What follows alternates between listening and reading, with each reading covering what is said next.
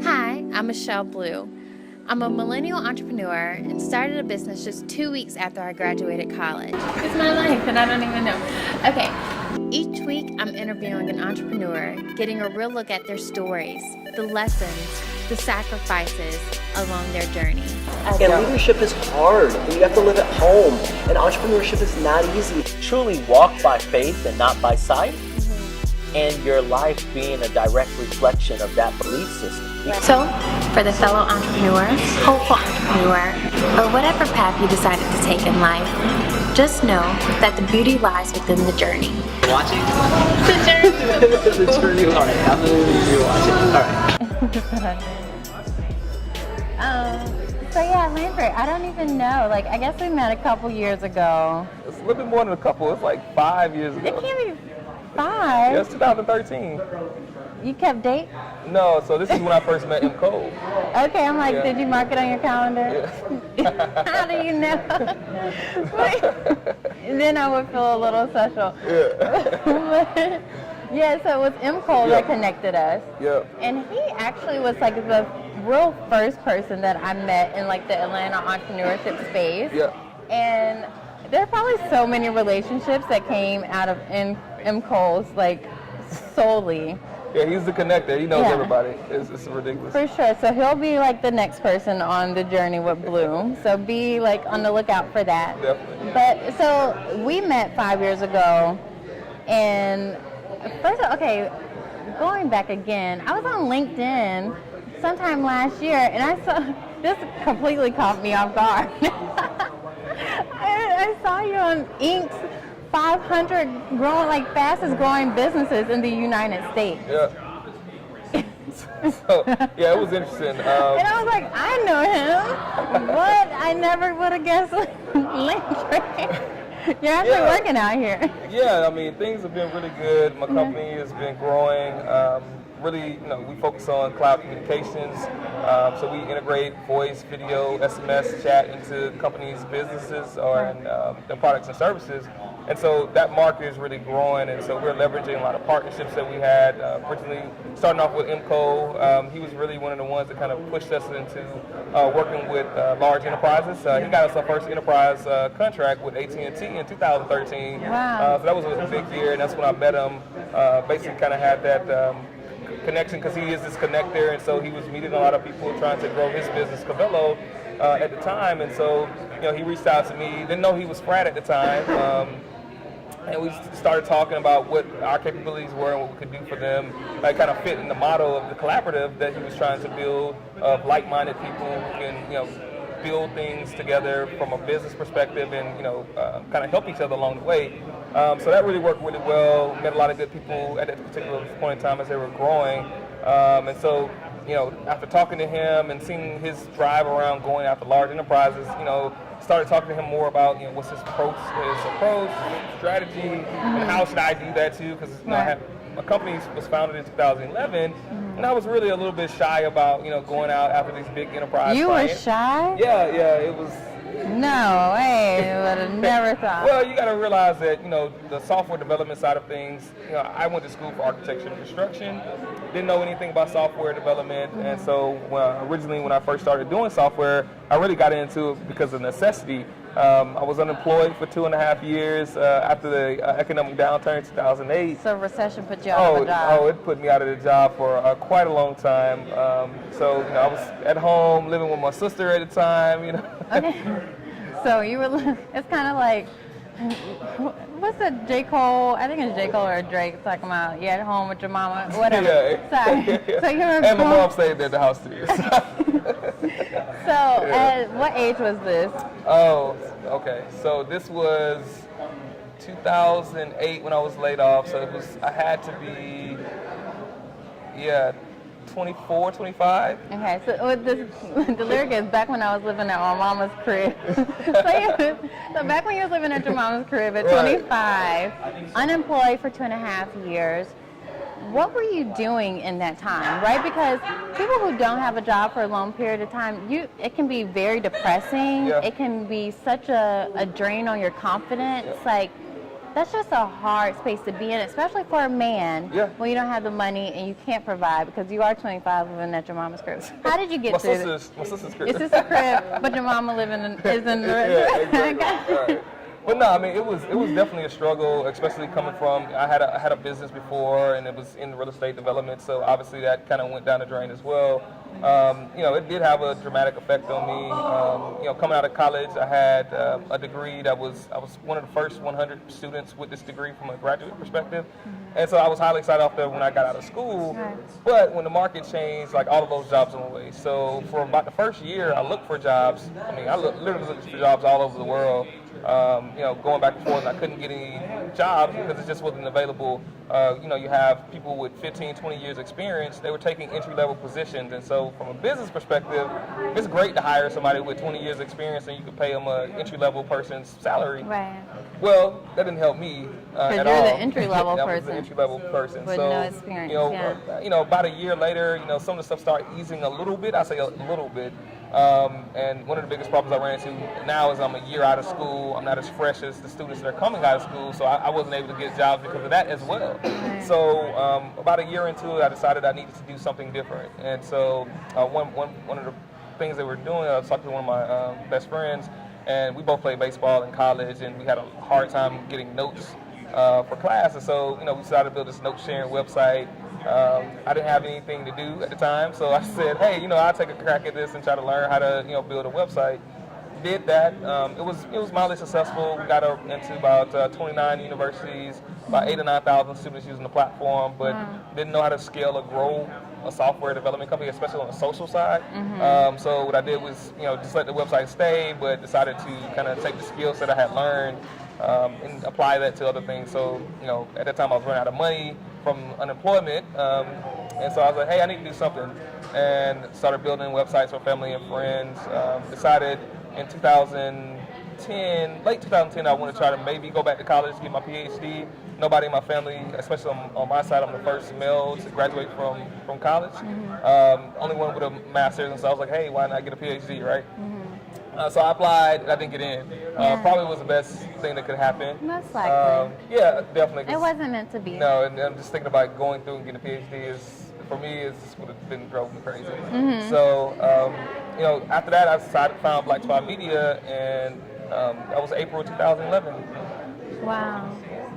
So it's really a whole get it out the mud type of situation. Yeah, definitely. I talk to a lot of entrepreneurs and they say that, hey, I saw this need in the market and I decided to fill it. Mine was definitely out of necessity and having to live, feed myself, be a provider, like you said, recover. So that was a long, hard process, but slowly but surely, I was able to accomplish that. Right. So with you starting Black Spot Media and you didn't have a job, you had, started a business, but kind of left that business because you realized you weren't able to scale it. Yeah. What was it about Black Spot where you're like, I can do this? Well, honestly, it was just something I loved. So I think the biggest correlation between what I went to school for and what I do now is that it's all process driven. Architecture is always about what comes first, second, third, and in that process. So I think my mind was already kind of set to that. So software is the same way. You tell the software, you build the software to do what you need to do, and so that process-driven, orientated mindset for me really kind of helped push me in that direction. And then it's more profitable. So that was a good thing too. So the first year, we did about $20,000 in revenue, which was more money than I had made unemployment. So you I was weren't making any money. So you're hey, win, bet. Let's keep on. Exactly. So then we continued to increase. The next year was $100,000. The next year is $150,000. And and when you're talking about the Inc. 5000, from 2013 we were at about $150,000 in revenue. In 2016 we got up to $2.9 million. So hold on. That was a big, I know I'm not the greatest at math, but that was a huge jump in numbers. Yeah, so it was a 2,000% growth. You went from 109,000? It was like 150. $150,000, which is great, but in 2 years, you went from 150,000 to $2.9 million. $2.9 million? Yeah. Why have you not been my closer friend all this time? I obviously have so much to learn, right? What do you think was that tipping point from 2000? Honestly, it was the help from Nicole really talk about the confidence piece, right? Before then, I was really afraid to go after those clients that I really needed to, that could afford to pay more. And so, after engaging with Nicole, seeing how he engaged with large enterprises, I said, hey, I could do the same thing for my company. So I took that and started going after larger companies. So my company started growing. I got more experience working with larger companies. I mean, I learned a lot of stuff along the way. How contracts, the sales cycle, who's the right person to talk to, when a project is really going to happen and when it's not going to happen. Right. So those type of things are things that I started to learn. But if I never took the initiative to actually go after that, I wouldn't have been able to accomplish it, right? And so even now, we're always pivoting and trying to accomplish more because, looking at where we came from, when I first started the company, I didn't have an end in mind, right? It was just an ends to means, right? And so now I'm looking at like, okay, well, we've got this traction, we got a good name now, we've built some recognition, we've won multiple awards at this particular point in time. I actually won the Minority Small Business All right, Person you of the can Year. just go ahead, drop them all down. Go ahead and hit me with it. I actually was interviewed by Chris Hanks, who's your professor, that she said. Right? So he was one of the people who interviewed me on the community that selected me to be the Minority Business Person of the Year. Very cool. Yeah. Now, you say you lack the confidence, and I think as entrepreneurs, I mean, obviously it's a very introspective process because you have to be so much of the face, right? You have to put yourself out there. You have to be vulnerable. What changed? You said M. Cole, but also I know that something internally had to change. Well, I think I became a little bit more secure in terms of what we were offering. Sometimes you look at other companies that may seemingly be doing better than you, but in reality, you offer better services than they could possibly ever provide. So when you look at those and you compare apples to apples, outside of what their revenue may be or how many employees they may have or what companies they've worked with, if you provide great service to your customers, then those are the things that kind of help me build my confidence because it's like I can do the same thing they're doing. And so because I can do the same thing they're doing and better, I know that I can accomplish what they've accomplished and even more. So those are the things that started driving me, and when we start getting more and more customers and started gaining more and more expertise in our specific field, that kind of helped drive us even more to be even a little bit more bolder in terms of pricing and everything. It's knowing your value, knowing your Exactly. worth. Know yourself, know your worth. I like that. I didn't come up with it. I mean, but it went well. But I'll take it. I'll take it as a blue quotable. Right. I love that. There's so many layers to that. I'm so glad that you got to the point where you found your confidence and were able to move in authority in that. Yeah. No, I mean, again, because I was in a new industry. I'm architecture and construction background, no software development, no teaching, formal teaching. That was a real issue. So there's obviously a learning curve in Yeah. that, right? What was one of those, thought this was going to go some way, but it actually went another way? Well, you know what? A lot of times that happens. It depends on how you pivot now. So now that I have more expertise, I can kind of prepare for things if they go wrong. But we've definitely had some clients where things didn't go the right way as intended. As we started growing, one of the biggest things that we ran into is I couldn't possibly do all the work myself.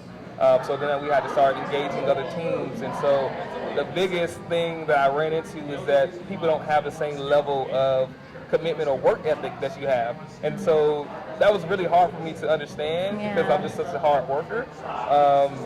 But once I noticed that, it's like, oh, they can't do what I do because not because they aren't capable. It's just that they don't have the same ethic I have in terms of how I work or how much time I'm going to put into something. Because I think presentation is key. I think a lot of things that people don't put enough time into effort to do pay off in the end. So I think not understanding people's work ethic was the biggest mistake I made because you'll quote a project out and you'll quote that project out like you would do. Right. In reality, it may take 50%, 100% more time. So you got to factor all those things into play. Yeah, I mean, and that's also something like, I mean, you started this business just yourself. First year making $20,000. Now you're at a place where you're at $2.9 million. So that looks completely different. No longer are you a solopreneur. You have to build a team. Yep. And how do you find people who are invested and vested in your product and what you're offering? It's hard. I mean, it's definitely hard, especially being a smaller company too. Like we're here in WeWork space, and you gotta have your snacks, you gotta have all of the little amenities that now millennials are really expecting from a workplace. So that part is hard because you have to attract the right talent. So you find out really quickly if you have an A player, B player, or a C player. You can get some F players, and they can play the game and be charlatans and get into the company. But it's really about trying to identify that as quickly as possible. Being a smaller company, we don't have like psychological profiles that we can put on people. It's not really our process right now. I think us growing to that at some particular point in time. But it's really just finding those good people, and if we have B players that we can mature into A players, you can kind of work on building those people up to help the overall company. Yeah. Very interesting. I think in one of my previous conversations, I was asking about their leadership style. And so they pointed out Shackleton's Way. I don't know if you heard about that. I wasn't either at the time, so don't feel bad. But Shackleton, I guess these people were like stuck on an iceberg, glacier, something along them. I don't know. And Shackleton had to lead these people to survival. But his leadership style was, getting with the people and actually working with them. Okay. Instead of delegating, he was actually, I believe, don't quote me, but he, worked alongside, his team essentially. What do you say your leadership style is in leading your employees? Yeah, I think more so the Shackleton way. I do believe in getting my hands dirty. Also, I understand, going from, developing myself to then trying to manage teams to then, managing the sales process and integrating with clients. I understand a lot of, the business as a whole. So when I'm engaging with different, types of people in the organization, I know how to change up my conversation, and I know how to be respectful to, if their development is taking a little bit longer, I try to understand why is it taking longer, not just saying, hey, just get it done. So being a little bit compassionate, but also trying to make sure we're still hitting deadlines and still delivering to the client's expectations. So I think, that kind of helps, when it looks at like the team that we have, they understand that, I will, be there as support. I'm not necessarily looked at as a person that's just, delegating. Yeah. I always give this analogy around like the Knights of the Round Table. I really look at, an organization to be really strong, that everyone needs to have an equal say, and all of their say should be taken, seriously. Right. So, if you can incorporate, how someone's feeling or, some of their suggestions, that's going to make that person feel more valuable to the company and make them want to do more for the company. So. Was there a point in time, because entrepreneurship, especially when now you have a team and you feel like there's so much more demand and so much pressure, because you have to pay people, that's different. You have more bills. It's like more money, more problems, right? That is a true statement. Was there a time where you had to be more compassionate to yourself? Because you talk about being compassionate to your employees, but as entrepreneurs, we forget that we have to give ourselves a level of grace too. Yeah, that's an interesting statement, and it's true. A lot of times, when it's like your baby, you want to make sure everyone's happy, but sometimes you forget about yourself. That happened, I would say, as we started growing, I started kind of losing some of that because I was making sure everybody else was okay. And I would just do whatever I need to do regardless of, what's going on. However, in the last year and a half or so, I decided that, hey, you know what, I'm going to not work, 24/7. I'm going to take my vacation time. So, like, I try to go somewhere out of the country once a quarter. Like, I love to travel, and that's like my thing to do. You can pack me in the next bag. Thanks. Thanks. Appreciate it. So, I kind of forced myself to, have relaxed the same time, I exercise a little bit more now. It's just some me time. I mean, I still do a lot of work, but I think, taking the time to kind of focus on myself and what I want. Spending more time with friends. I play poker, a couple times a week. So those are things I enjoy doing now that I didn't necessarily do because I was always like, oh, I got to do more, which I could be. At every point of the day, I could be working 24/7. There always will be more work. There can always be another email to send, another something to look up and research. But I always say if you're not taking care of Landry, then Black Spot you can't pour into that. You can't grow into that. Nothing that's like, you can't birth something healthy. So I think it's important I used to have hair. When? Back in the at some point, I had hair. I did have hair. I never saw it, people. No, yeah, I haven't had never it since I met you. Since 2013. Yeah, but stress did make me lose my hair a little bit. Pre-2013, Landry supposedly had hair. Definitely, Cool. it was good hair too. We will not. It's the good hair. Well, I'll have to see pictures because obviously I can't see. Exactly. I'm done with you. Yeah. But I love it. And like I said, when I saw you on LinkedIn, I was like, what? I know him? Who knew he was grinding this hard out here in these streets? It's really interesting. So I have a roommate that from college who's on the list as well. Wow. So his company is doing really well. He's actually in real estate development now. So it's kind of like we flipped a little bit. He was on the mechanical engineering, electrical engineering side in college. Then he decided to get into real estate with another one of our friends from college. And they're doing quite well as well. So it was really interesting to kind of have this conversation, see their company on there too, representing for Tuskegee.